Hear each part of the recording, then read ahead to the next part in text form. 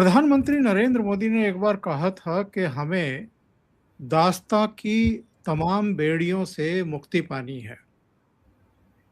केवल जो अंग्रेज चले गए 1947 में, उन्हीं की गुलामी से हमें स्वतंत्रता हासिल नहीं करनी है, बल्कि उन अंग्रेजों की मानसिकता से ग्रस्त अभी भी बहुत सारे संगठन हैं, राजनीतिक दल भी हैं, तो उनके तौर तरीकों से मुक्ति पानी है और लोकतांत्रिक व्यवस्था को पूरी तरीके से बहाल करना है। उस दिशा में उन्होंने कदम भी बढ़ाए हैं। नई संसद बन गई है और दूसरी तमाम व्यवस्थाएं हो रही हैं। अंग्रेजों की दी हुई संसद अब वहाँ पर केवल सेंट्रल हॉल है और कुछ दूसरी व्यवस्थाएं हैं। बाकी मेन कामकाज नई संसद में ही होता है। मेरे साथ जुड़ गए हैं महाराष्ट्र से भाऊ तोरसेकर साहब। भाऊ, बहुत स्वागत, बहुत अभिनंदन, नमस्कार। नमस्कार। तो भाऊ, जितनी वंशवाद आधारित पॉलिटिकल जमातें हैं, पार्टियां हैं, क्या इनके भी अब अंत का समय नजदीक आते हुए आप देख रहे हैं? नहीं, उनका अंत वो खुद लाएंगे ना। अंत आपको मरना है कि नहीं आप तय करेंगे, मुझे मरना है कि नहीं मैं तय करूंगा।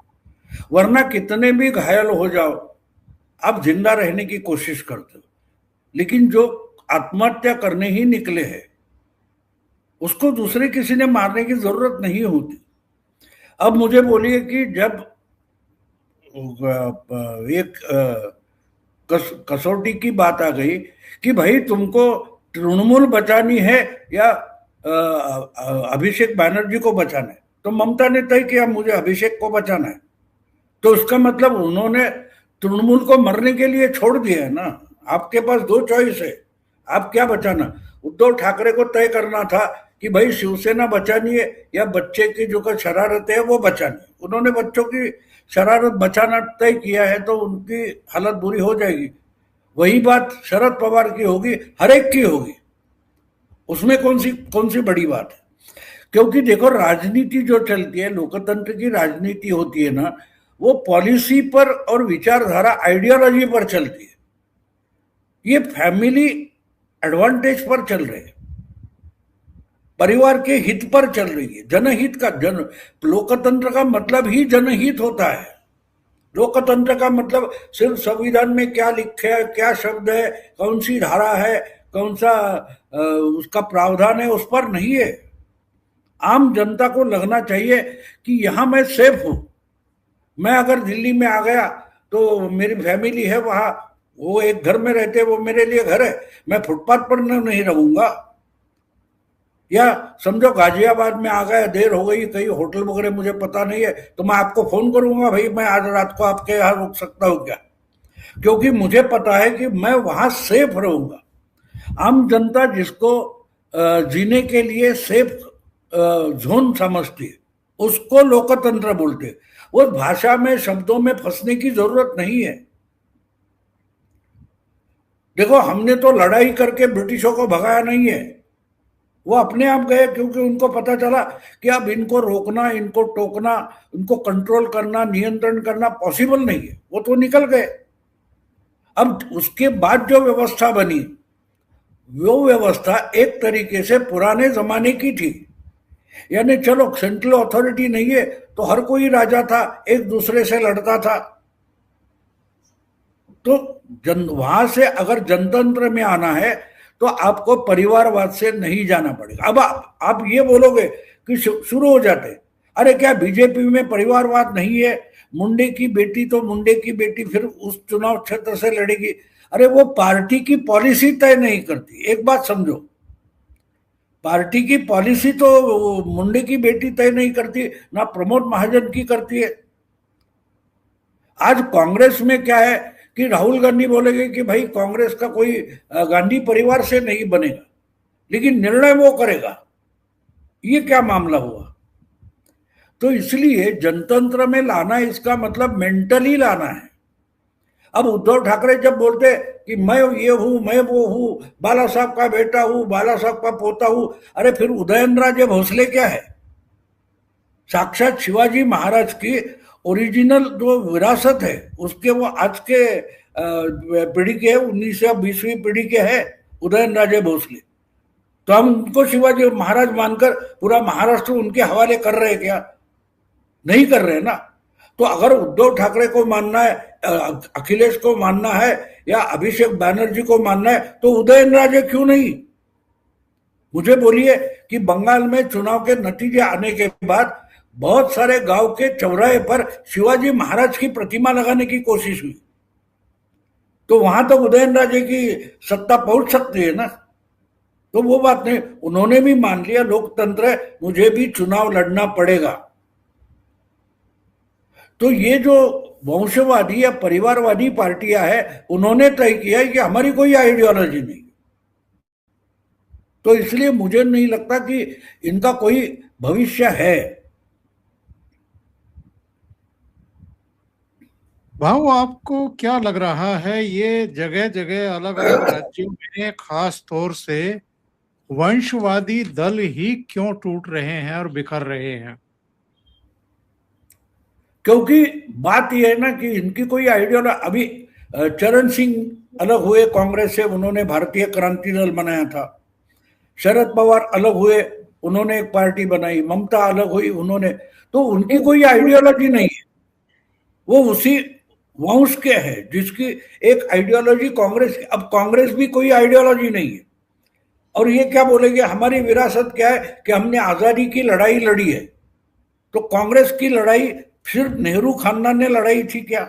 नहीं, उसमें बहुत सारे लोग थे। मुझे बोलिए कि वल्लभ भाई पटेल जो थे उनकी विरासत में कौन है? गांधी की विरासत में कौन है? अगर राहुल गांधी स्वतंत्रता के आंदोलन की विरासत मेरी है मान रहे, तो तुषार गांधी ने क्या करना है? उनकी विरासत का क्या हो गया? क्या वो आजादी की लड़ाई नहीं थी? तो बात यह है कि अगर विचारधारा की विरासत है तो उसमें किसी भी परिवार का, किसी भी वंश का कोई भी आकर नेता बन सकता है, लीड कर सकता है, जिसमें क्षमता हो।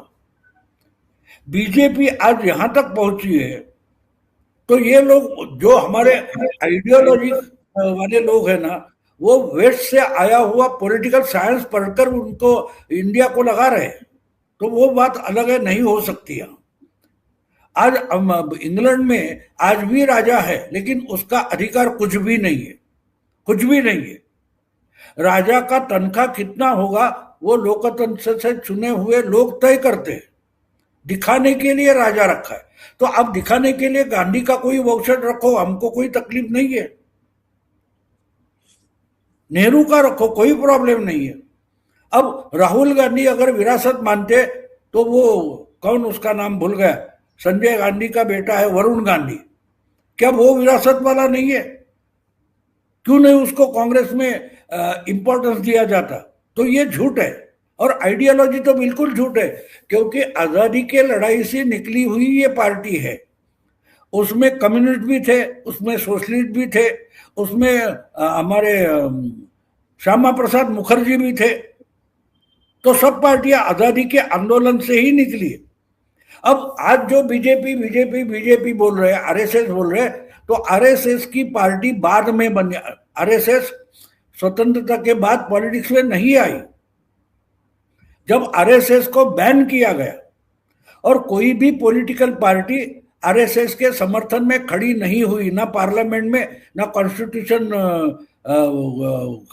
कमिटी जो थी उसमें बोल रहा था, तब आरएसएस ने तय किया कि हमारा आवाज उठाने वाली कोई पॉलिटिकल ब्रांच होनी चाहिए। और उसके बाद 51 में, यानी 26 साल बाद आरएसएस ने एक पार्टी बनाई, और श्यामा प्रसाद मुखर्जी जो कांग्रेस में रहकर भी हिंदुत्ववादी थे, उन्होंने उसको लीड किया।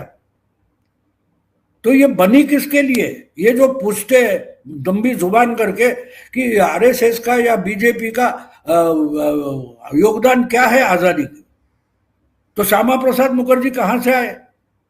उनको नेहरू ने अपने मिनिस्ट्री में क्यों लिया था? हेडगेवार थे। तो ये बात साफ है कि ये पार्टियां नहीं है, उनकी कोई आइडियोलॉजी नहीं है और इसलिए इनका कोई सर्वाइवल नहीं, एक चल जाता है। देखो गावस्कर का बेटा कोई रिकॉर्ड ब्रेक करने वाला क्रिकेटर नहीं बना, अमिताभ बच्चन का बेटा सुपरस्टार छोड़ो स्टार नहीं बन पाया। क्यों नहीं बन पाया भाई? आज भी सचिन तेंदुलकर का बेटा क्रिकेट में संघर्ष कर रहा है और वैभव सूर्यवंशी दुनिया का आंखों का तारा बन गया। तो वो क्या उसकी विरासत थी? तो आपको क्वालिटी भी दिखा। देखो आप इस समाज में रहो, जो जो करना है करो, लेकिन आप इस समाज को लीड करना चाहते हो तो आपके पास वो लीड करने वाली क्वालिटी होनी चाहिए जिसका समाज को उपयोग होता है। अगर नहीं है तो आप लाइबिलिटी बन जाते हो, एसेट नहीं। आज कांग्रेस के लिए गांधी परिवार एक लाइबिलिटी है, बोझ है, और जब तक ये रहेगा उसी बोझ के नीचे कांग्रेस पार्टी दबकर मर जाएंगी और मर रही है। अब ये जिनको नहीं समझ रहा है वो पुराना आउटडेटेड क्या बोलते हैं उसको पॉलिटिकल साइंस लेकर बैठे और 21वीं सदी आ चुकी है। आप 2000 के पहले यानी 20वीं सदी का 1910 से लेकर जो कोई पॉलिटिकल साइंस बनाया गया, उसके आधार बनाए गए, उस पर जा रहे हो, वो आउटडेटेड है। एक समय था, हम बचपन में मुझे याद है कि कोई बड़ी बीमारी आ जाती थी तो म्युनिसिपालिटी और जिला परिषद वगैरह होते थे, वो गटर हो पानी हो वहां रास्ते पर हो गीलेपन हो वहां डीडीटी मारते थे। आज डीडीटी बैन है, तो उस वक्त गलत गलत कर रहे थे नहीं, उससे भी जो दवाइयां है वो नहीं आ गई है, सेफ दवाइयां आ गई है, तो बदला जाता है। अब कांग्रेस आउटडेटेड है, एक्सपायरी डेट कांग्रेस की हो चुकी है। तो वैसे ही उससे निकलकर जो बाहर आ गए, उन्होंने जो पार्टियां बनाई, उनको लगता है ये तो मेरी विरासत है। वो कांग्रेस की विरासत नहीं मानते, वो बोलते हमारा जो कुल पुरुष है। तो आज आरएलडी क्या है? चरण सिंह के पोता चलाता है ना, मुझे लगता है। तो चरण सिंह कहाँ थे और ये आज का उनका जो पोता है वो कहाँ है? तो ये बातें समझनी चाहिए। अगर नहीं तो उनको खत्म होना पड़ेगा, दूसरा कोई खत्म नहीं करेगा, वही खत्म करेंगे। गलत गलत। अब देखो चुनाव के पहले, तमिलनाडु के चुनाव के पहले कांग्रेस और डीएम के साथ थी, अचानक राहुल गांधी ने तय किया नहीं नहीं नहीं अब हम विजय के साथ जाएंगे। तो डीएमके को दुश्मन किसने बनाया? राहुल गांधी ने बनाया। नुकसान किसका होगा? कांग्रेस का होगा। तो राहुल गांधी कांग्रेस के लिए बोझ है, बिल्कुल सीधी बात है। पहले राजा महाराजाओं के यहाँ भाट हुआ करते थे, आजकल मीडिया इन वंशवादी परिवारों की चरण वंदना करता हुआ दिखाई देता है। भाऊ अलग अलग राज्यों में देखें तो इन परिवारों की बड़ी वकालत करता है वो, और बड़ा महिमा मंडन करता है। एक ऐसा वातावरण बनाने की कोशिश करता है कि जैसे यही हमारे सब कुछ है, यही राजपाट चला सकते हैं, और तो सब गधे हैं, और तो किसी को तमीज नहीं है। लेकिन इन परिवारों में जिस तरीके से राजवंश जैसा व्यवहार किया जाता है बाकी के पार्टी कार्यकर्ताओं और जनता के साथ, उसकी वजह से ये पतन हो रहा है। अब देखो एक बात हमने बहुत तो है बहुत बात ये सुना है कि कुंडली दिखाए जाएंगे, भाई बोलेंगे पंडित ये कुंडली जमा कर दो, इकट्ठा मिली जुली करके दिखाओ, तो वो बदल भी देता है ना, उसको दक्षिणा से मतलब होता है। इनको कोई बड़ी ज्ञान की बात नहीं होती, तो ये होता है। मुझे एक कहानी पढ़ी थी, याद है कि बीरबल बादशाह की कहानियां जो है उसमें एक बड़ी कहानी है। तो बादशाह बहुत वीक होने लगा, खाने पर ध्यान नहीं, इधर नहीं उधर नहीं। तो बीरबल ने पूछा क्या हुआ? बोला नहीं मैं तो अभी सिर्फ 50 दिन का मेहमान हूं, उसके बाद मरने वाला हूं। बोले किसने बोला? बोला पंडित ने कुंडली देखकर बोला। क्या बोल रहे हो? हाँ बोला ठीक है मैं देखता हूँ। वो बोलता है कि जाओ, सिपाहियों को भेजता है, वो पंडित को कौन कौन भविष्य देता है उसको बुला के लेके आओ। बोला तुमने? बोला हाँ हाँ बिल्कुल। बोला कुंडली बोल रहे है, ग्रह दशा बोल रही है। अच्छा बहुत बढ़िया, तुम्हारी कुंडली क्या कहती है? तुम्हारी उम्र कितनी है? नहीं मेरी तो अभी 40 साल बाकी है। अच्छा इसको उठाओ फांसी पर चढ़ा दो। तो बोलता नहीं नहीं मुझे क्यों फांसी चढ़ाओगे, मैं अरे क्यों, तू मरेगा नहीं ना, आज तेरी मौत अगर कुंडली में नहीं है तो तू मरेगा कैसे, तो जाओ इसको लटका दो, ये मरने वाला नहीं, लटका दो। तो बोला नहीं नहीं माफ करो मैं झूठ बोला। तो ये जो ऐसे लोग होते हैं ना, वो कुछ अपना फायदा निकालने के लिए करते हैं, तो उसमें कोई बड़ी बात नहीं, लेकिन कुछ लोग तो फंस जाते हैं उसमें। लेकिन आहिस्ते आहिस्ते लोग, अब देखो ये आपको लगेगा कि मैंने कहानी, लेकिन ये कहानी रिलेवेंट कैसे है देखो। आपको याद है 2024 का चुनाव लोकसभा का हो गया, उसमें असलियत ये थी कि बीजेपी और आरएसएस में थोड़ा पंगा हो गया था, जेपी नड्डा की जो कोई बयान था उसके बाद। तो आरएसएस के कुछ लोग नाराज थे, उन्होंने अपने अपनी जगह काम नहीं किया, तो नुकसान बीजेपी का हो गया। लेकिन जो गलती थी वो बीजेपी की अंदरूनी गलती थी, उसकी कीमत उनको चुकानी पड़ी। उसका फायदा अगर आईएनडीए के कांग्रेस वगैरह को मिला तो वो उनकी मेहनत या कर्तव्यगारी नहीं थी। अब वो समझ बैठे कि हम तो विक्रम वीर हो गए, हमको कोई हरा नहीं सकता। अभी तो बीजेपी गई, बहुत सारे पॉलिटिकल पंडित लिखने लगे ये मोदी युग के क्या बोलते हैं उसको, स्टार्टिंग ऑफ द एंड, यानी मोदी युग खत्म होने की शुरुआत है। सिर्फ 4 महीने में क्या हो गया, 6 महीने में क्या हो गया, पिछले 2 साल में क्या हो गया। तो वो जो चमचे हैं वो राहुल गांधी को खुश करना चाहते, तुमने तो चमत्कार कर दिया।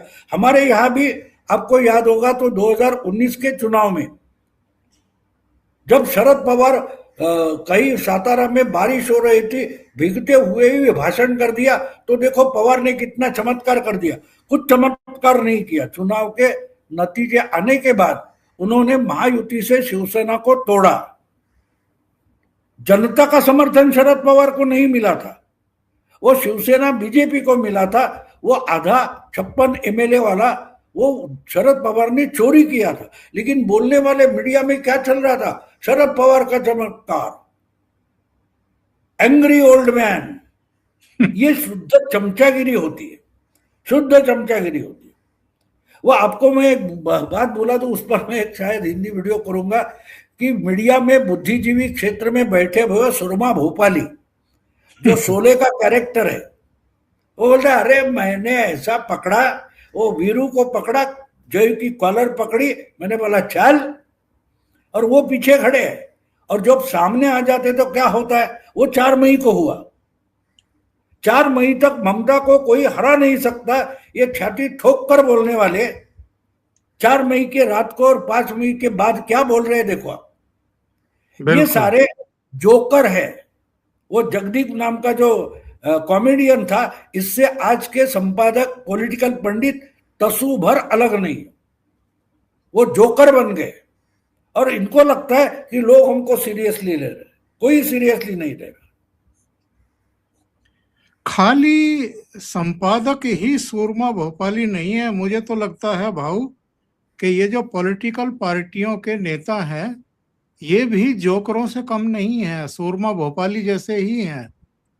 इनकी भाषा आप देखिए, अपनी विफलताओं का ठीकरा कभी चुनाव आयोग पर, कभी ईवीएम पर, कभी मतदाता सूची पर, कभी एसआईआर पर, कभी प्रधानमंत्री मोदी और गृह मंत्री अमित शाह पर फोड़ते हैं, यहां तक के गाली गलौज पर उतर आते हैं ये वंशवादी चेहरे। पिछले दिनों प्रयागराज में या लखनऊ में कहीं राहुल गांधी ने दोनों शीर्ष पदों पर बैठे हुए पीएम और एचएम पर कहा कि ये भारत के गद्दार हैं। तो जिनका कुल मिलाकर के राजनीतिक अनुभव कुछ नहीं है और जिन्होंने अपनी पार्टी को एक तरीके से मिट्टी में मिला दिया, वो अपने फ्रस्ट्रेशन एक तरीके से, चूंकि अकड़ है उनको कि हमारे यहाँ तो 3-3 प्रधानमंत्री हुए हैं, तो इस तरीके से शीर्ष पदों पर बैठे हुए लोगों को आप देश का गद्दार बताएं तो आपका खुद का हश्र क्या होगा।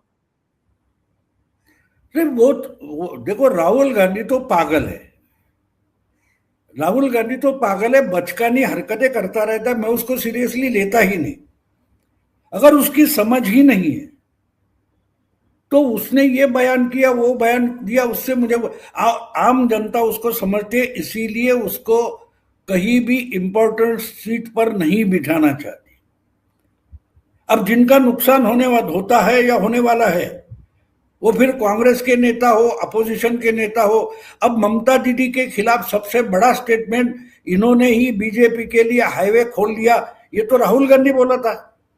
मोदी नहीं बोले थे कि ममता के कारण हम जीतेंगे, मोदी तो नहीं बोले थे, ना अमित शाह बोले थे, ना शुभेंदु अधिकारी बोले थे। ये किसने बोला था? राहुल गांधी ने बोला था। अगर राहुल गांधी ही ममता का नुकसान कर रहे, उसके बावजूद अगर ममता दीदी INDI में जाकर उसको स्ट्रॉन्ग करने की भाषा बोल रही है, तो राहुल गांधी की गलती कैसे हुई? गलती तो उनके पीछे खड़े हुए हैं जो राहुल गांधी को नेता मानते हैं, उनकी गलती है। मैं राहुल गांधी को गलत नहीं मानता, बच्चा है तो बच्चा है। अब बच्चे के लिए आप झगड़ने लगो, बड़े बड़े लोग, तो आप अभिभावक भी नहीं रहते, आप बच्चों से बच्चे हो गए। ये बात बहुत जरूरी है, समझने के लिए जरूरी है। एक बड़े इंडस्ट्रियलिस्ट की बात करूंगा, नाम नहीं कहूंगा, मैंने कहीं सुना, उनकी बेटी अमेरिका में MBA कर रही थी और उस यूनिवर्सिटी के कई पिकनिक वगैरह जाने वाली थी, तो उसने अपने साथी जो लड़कियां थी उनको बोला, मैं तो आपके साथ बस में बैठकर नहीं आऊंगी। अरे मेरा बाप तो मुझे चार्टर्ड प्लेन भेजता है, तो मैं क्यों आ जाऊं? मैं तुम्हारी इतनी फालतू नहीं हूं। तो ये कहीं से उसके बाप को पता चला, वो गुस्सा हो गया और उसने बेटी को फोन करके बोला, इसके बाद तेरे लिए चार्टर प्लेन नहीं आएगा, तो तुम्हें जितना पॉकेट मनी मिल रहा है उसमें रहो और आते वक्त उसी से ही पैसे बचाकर ऑर्डिनरी प्लेन का टिकट लेकर वापस आ जाओ। मैं तुम्हारे लिए कुछ नहीं करूंगा, तुम्हारी औकात क्या है? तो उस बेटी की मां डिस्टर्ब हो गई। उन्होंने अपने पति को बोला, अरे आखिर बेटी तो है ना। तो बोला, बेटी है, ये बिगाड़ देगी सर हमारा मेरा कॉर्पोरेट। हम लोग जोड़ते हैं, तोड़ते नहीं है। तो ये बात होती है। आज वो बेटी बहुत बड़े कॉर्पोरेट के 3 कंपनियां चला रही है, लेकिन उसको सबक कैसे सिखाया? और दूसरी तरफ ये जो नेपोटिज्म चल रहा है, नेताओं के बच्चे हैं वो दूसरों का अपमान करते हैं। अभिषेक बैनर्जी हो या आदित्य ठाकरे हो, उनके बारे में तकरार क्या है कि हमारा इंसल्ट करते हैं, उम्र का लिहाज नहीं करते, यही तो है ना। तो राहुल गांधी अगर हर एक का इंसल्ट करेगा, सावरकर के बारे में क्या क्या बातें करते, मोदी तो छोटे हैं, सावरकर ने इस देश के लिए कितना त्याग किया है। इनका अपमान अगर कर रहे हैं तो उसकी माँ बाप या उनके जो है वो उसका समर्थन जो कर रहे हैं, वो देख के पता चलता है ये सीधा शमशान घाट पर लेके जा रहे हैं पार्टी को और अपनी विरासत को। बिल्कुल सही बात है भाऊ। कहीं ना कहीं जो पुरानी पीढ़ी है उसकी ये बड़ी गलती है कि वो अपने पुत्र पुत्रियों भतीजों इन्हीं में भविष्य देखते हैं, उन्हीं को आगे करने की कोशिश करते हैं। महाराष्ट्र की बात करूं तो बाल ठाकरे का एक जबरदस्त सम्मान हुआ करता था। वो कभी गुस्से में किसी को कुछ कह भी देते थे, किसी को बुरा नहीं लगता था कि घर के बुजुर्ग हैं। वो चीजें कभी उसका विरोध के रूप में ऐसा नहीं हुआ, लेकिन उन्होंने पहले राज ठाकरे को आगे बढ़ाया, फिर उद्धव ठाकरे को आगे ले आए, राज ठाकरे अलग हो गए। यानी चचेरे भाई के साथ भी इनका मनमुटाव शुरू से ही शुरू हो गया। उन्होंने अपनी पार्टी बनाई, विफल रहे, अलग बात है, लेकिन बाला साहब के नाम पर कम से कम उनके जीते जी 2012 तक ये उनके साथ साए की तरह थे। इसका फायदा भी इनको मिला। लेकिन कब तक पिताजी का आप खाएंगे? जब आप अपनी अकल अप्लाई करेंगे और फिर अपने बेटे को भी आगे करना शुरू करेंगे तो आप एक्सपोज भी होंगे और लोगों को समझ में भी आएगा कि आपके पास सोचने समझने की या पार्टी को दिशा देने की या कोई नीति या कार्यक्रम या सिद्धांत एज सच है ही नहीं। अभी तक केवल आप पिता का खा रहे थे। ये अलग अलग राज्यों में, अलग अलग दलों में हम देखें तो यही सब हुआ है।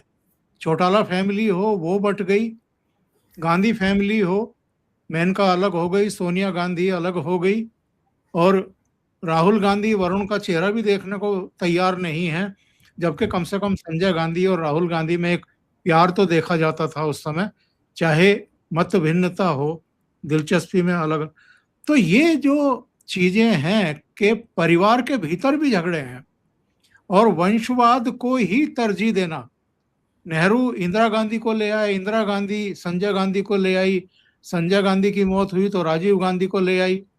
इसने भी पार्टी का बेड़ा गर्क किया है और एक अच्छी खासी पॉलिटिकल पार्टी की संभावनाओं में भी पलीता लगाया है।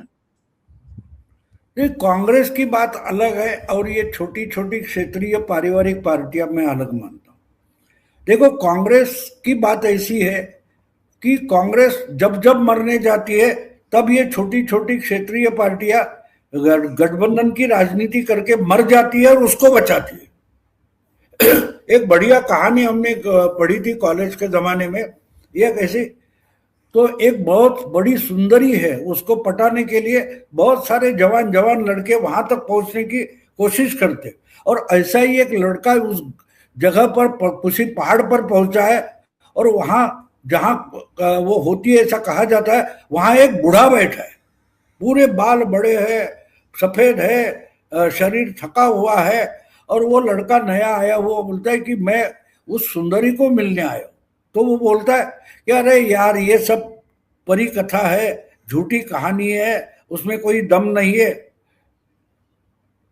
तो वो नया लड़का बोलता है, क्या बात कर रहे हो, मैं उस पर विश्वास नहीं करता, ऐसी सुंदरी हो सकती है और मुझे उससे पटाना है। तो जो बुढ़ा बैठा है बोलता है, यार कल तक मेरा भी विश्वास नहीं था। और वो उसको समझाता है कि तुम्हारी जवानी जो है वो चूस कर वो तुमको बूढ़ा बना देती है और खुद जवान रहती है। ये अजीब। तो कांग्रेस वो बूढ़ी है, कांग्रेस वो बूढ़ी है जो गठबंधन में आप जैसे जवानों को साथ लेती है, अलग अलग पार्टियों को, और इनकी जवानी, इनकी ऊर्जा खींचकर इनको बूढ़ा बना देती है, उनको मरवा देती है और खुद जवान रहती है, सुंदरी रहती है। तो ये जो आर्ग्यूमेंट चलता है ना कि कांग्रेस देश की एक ही पार्टी है जो बीजेपी से टक्कर ले सकती है, कहां टक्कर ले सकती है? जहां दूसरी कोई क्षेत्रीय पार्टी नहीं है, मध्य प्रदेश हो, गुजरात हो, राजस्थान हो, छत्तीसगढ़ हो, या ऐसे जगह जहां तीसरी पार्टी है, या पंजाब में देखो आम आदमी पार्टी आ गई, कांग्रेस मारी गई। गुजरात में देखो, महाराष्ट्र में देखो, आज महाराष्ट्र में कांग्रेस की हालत क्या है? कांग्रेस से ज्यादा एमएलए हमारे उद्धव के गुट के, शिवसेना के नहीं, उद्धव गुट के। तो कहां गई कांग्रेस? और आज अगर कांग्रेस के लिए कोई मरने को तैयार नहीं होगा तो अगले चुनाव के पहले ही कांग्रेस मर जाएगी। आज भी कांग्रेस एक क्षेत्रीय पार्टी है। हाँ, एक बात है कि अलग अलग 4-5 राज्यों में क्षेत्रीय पार्टी, उत्तर प्रदेश में जो औकात मायावती या अखिलेश की है उतनी ही औकात मध्य प्रदेश में, गुजरात में, छत्तीसगढ़ में बीजेपी की है। तो ये समझना जरूरी है। तो ये दूसरे की जवानी चूस कर खुद को जवान रखने वाली पार्टी है, पारिवारिक पार्टी है। लेकिन जब तक ये पागल उस बुढ़िया को ही सुंदरी समझकर अपना जीवन अर्पण करते रहेंगे, तब तक कांग्रेस की पारिवारिक पार्टी चलती रहेगी। जब ऐसे जवान लोग उसके पास आना बंद करेंगे, नई पार्टियां, क्षेत्रीय पार्टियां, तो कांग्रेस खत्म हो जाएगी उसी ढंग से। एक बात है कि पिछले 5-6 साल से मैं देख रहा हूं, हर जगह जो वोटर है वो अपने तरीके से क्षेत्रीय और पारिवारिक पार्टियां खत्म करने पे लगा है। जिनको समझ में आएगा वो अपने लिए अपनी पार्टी जिंदा रखने के लिए उसको परिवारवाद से बाहर निकालेंगे, वो पार्टियां चलती रहेगी। बीजेपी इतनी ताकतवर नहीं है कि आपकी लोकल पार्टी भी हो तो उसको खत्म करे। हाँ, लेकिन आप परिवारवाद की पार्टी बनाओगे तो आपसे वोटर दूर जा रहा है, ये समझो। टिके रहो या मरो। बिल्कुल सही बात आपने कही है। कल शायद कोल्हापुर में थे अमित शाह, वहां उन्होंने एक टिप्पणी की, उस टिप्पणी से आप कितना सहमत हैं भाऊ? उन्होंने कहा कि पहले एक नाथ शिंदे के पीछे गुट लिखा जाता था, कि एक नाथ शिंदे गुट। अब वो गुट लिखने की जरूरत नहीं है, अब तो शिवसेना जो है वो एक ही हो गई है और शिंदे उसका नेतृत्व कर रहे हैं। नहीं, इसकी साक्ष्य अगर वोटर दे रहा है, सबूत वोटर दे रहा है ना, औरों की बात करने की जरूरत ही नहीं। अगर वोटर बता रहा है और दूसरी बार भी चुनकर आए हुए 6-6 एमपी अगर जा रहे हैं, इसका मतलब उद्धव पार्टी नहीं चला सकता, ये वोट उनके ही लोग सबूत दे रहे हैं। उस पर अमित शाह बोलने की जरूरत ही नहीं, लोगों को दिखाई दे रहा है। तो बात साफ है, उद्धव शिवसेना नहीं चला सकते, ना टिका सकते। एकनाथ शिंदे के पास शिवसैनिक है, वो एकनाथ शिंदे जब तक उसको परिवार पार्टी नहीं बनाएंगे तब तक वो चलेगी। भाऊ बहुत बहुत धन्यवाद जुड़ने के लिए, इतना समय निकालने के लिए और बहुत महत्वपूर्ण मुद्दों पर चर्चा करने के लिए। Thank you so much. नमस्कार। नमस्कार।